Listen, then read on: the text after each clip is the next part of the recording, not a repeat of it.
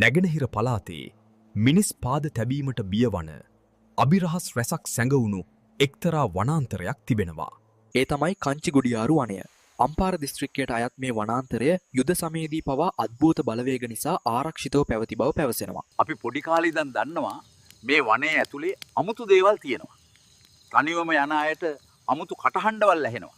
ගැමියන් පවසන්නේ මෙහි ඇති පැරටනි නටබුන් සහ අතීත වැව් අද්භූත බලවේග විසින් ආරක්ෂා කරන බවයි. විශේෂයෙන්ම රාත්‍රී කාලයට මෙහි යන අයට නොයෙකුත් හිරිහැර සිදුවන බවට මත පවතිනවා. ඇතැන් අය පවසන්නේ තනිවම මේ වනේ අතරමං වුවහොත් නැවත කිසිදා ඔවුන් ගැන තොරතුරක් සොයාගත නොහැකි වන බවයි.